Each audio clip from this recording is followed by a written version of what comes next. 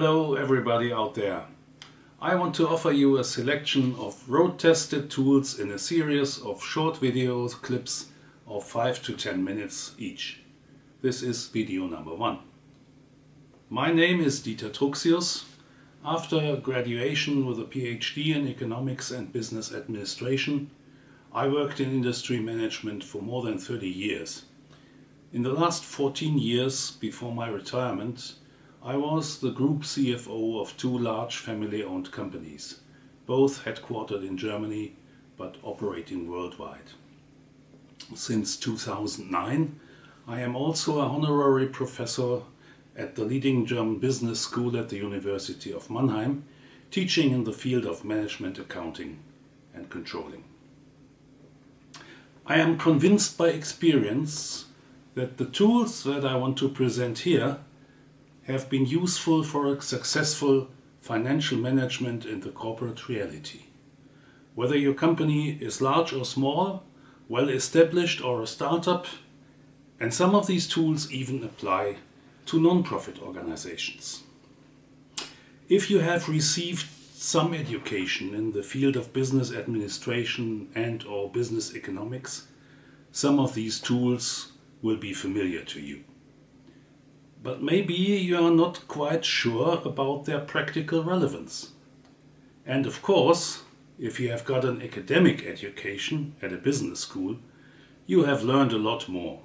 However, in my humble opinion, many of these theoretical concepts and models do not help you directly in running or controlling a business.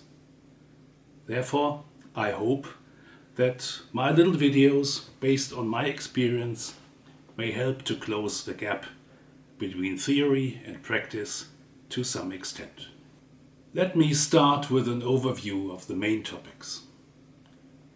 In the first 3 videos, including this one, we will look at the fundamentals of performance measurement, which is the basis of performance management. So in part A, Fundamentals, I will talk about the key performance indicators, KPIs, and KPI pyramids, the main structure that is useful for practical application. Then we will look in more detail at these financial and non-financial KPI pyramids and talk about the most important KPI, the adequate return on capital.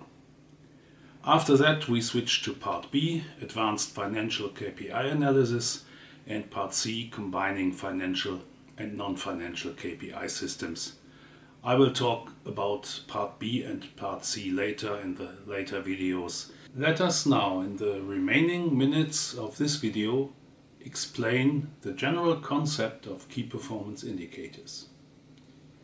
The key task of management in a market economy environment is performance management, which requires performance measurement beforehand, because, as we all should know, you cannot manage what you cannot measure. In the financial area of a company or a comparable organization, you have some basic information systems such as balance sheets, income statements, cash flow statements, and hopefully some advanced cost accounting systems. These are the raw materials for the calculation of financial KPIs. I will explain in a minute why these standard financial information sources are only raw materials and need to be refined and combined to generate more useful instruments for financial performance and management. Let us first look at the non-financial dimensions of companies and comparable organizations. For the required non-financial KPIs, the raw material situation is less clear.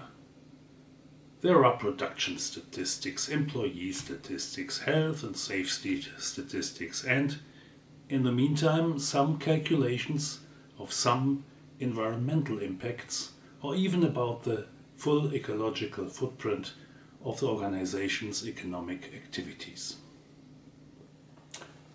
Non-financial performance measurement has become a hot political issue, and increased public reporting obligations for the corporate world are on the way, especially in the European Union. Therefore, I will return to non-financial KPIs in detail in a later video that will focus on this very demanding and up to now quite incomplete topic. For the rest of this video, we will have a closer look at some basic features of financial KPIs. I find it useful to differentiate 4 types or categories of financial KPIs.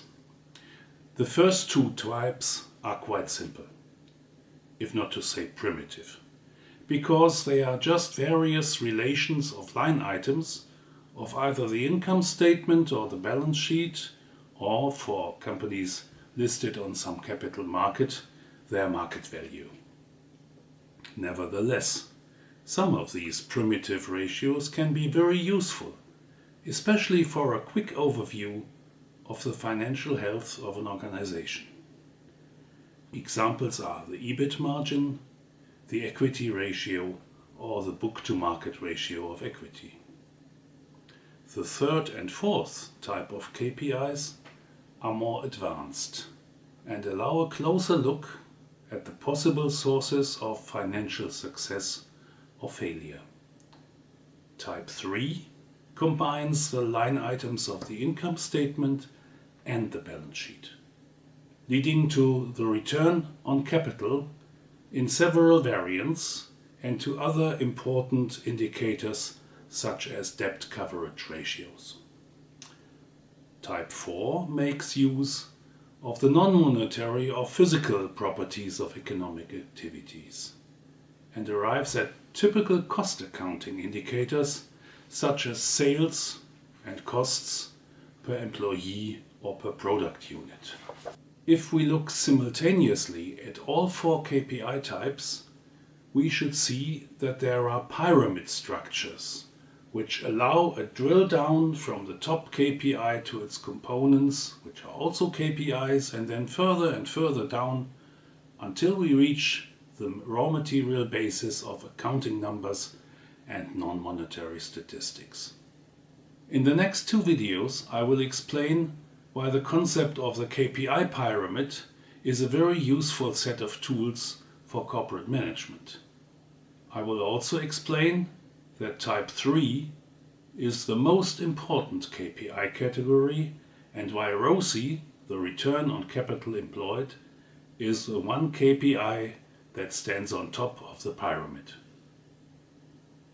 Thank you for now, and I hope you will be interested in the next videos. In my comments below you will also find links to some additional and of course free download material.